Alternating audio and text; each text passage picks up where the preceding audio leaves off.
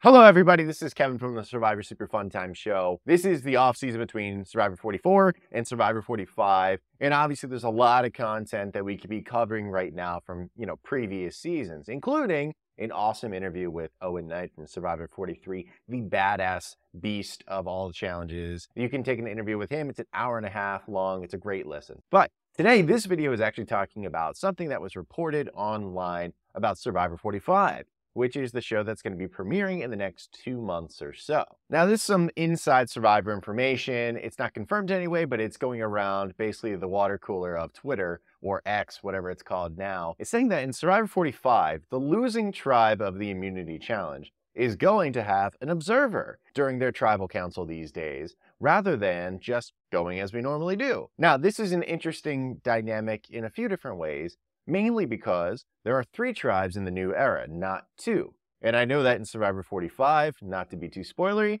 there are in fact 3 once again. So it makes you wonder, how would this kind of break out, right? Like the first place finishing team, are they the ones that are going to end up observing the loser tribe for that episode? I don't know. And it's also important to note that this is a weekly occurrence, which is very different than some of the precedent that has been laid down previously for someone from another tribe or a whole tribe coming to observe another tribe at tribal council. We have a few instances we can point to where this has happened.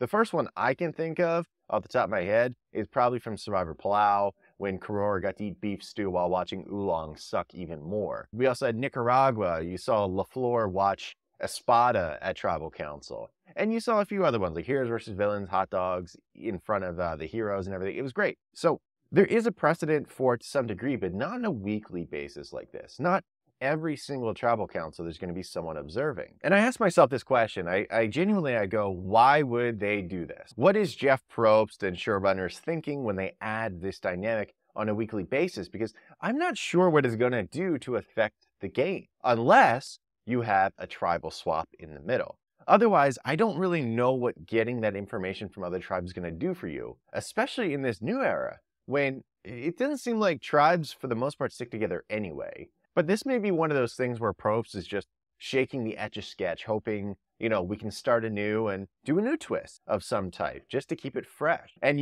who's to argue at this point, because Survivor 43 and 44 are Emmy nominated. It looks like the new era is actually succeeding, because it has been a really long time since Survivor's been up for an Emmy. So even though Survivor traditionalists like myself don't really love the new era with all the different twists, I can't really say that I have a problem with them in that they keep the game fresh. But this is one where I don't know if it keeps the game fresh or adds a new dynamic that is super interesting. But it is a development nonetheless. So what do you think about this change in the game?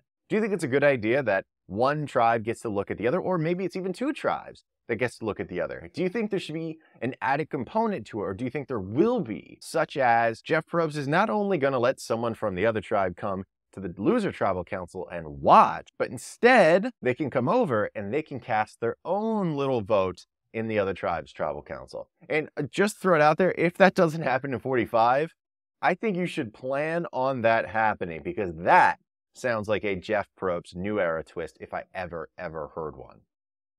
So let me know down below in the comment section what you think of this new twist, and maybe some other twist ideas that you have in the new era that Jeff Probst can possibly plagiarize from you, which would be really fun. It's like, if you're going to steal from the best. So maybe you're the best. And once again, remember to check out the rest of the videos on the channel.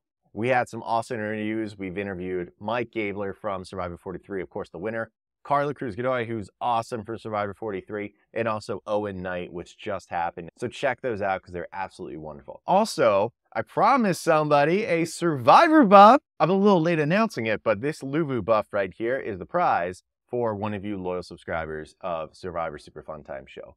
And the winner is Mia Hernandez. Mia Hernandez, send me an email at survivorsuperfuntimeshow@gmail.com. We'll have to verify some details, but you have just won this Luvu buff, assuming you're in the continental or contiguous United States, and you're a subscriber still, which you definitely are. That's going to do it for the Survivor Super Fun Time Show today. Hope you have an amazing day, everyone. You take care, and remember that I have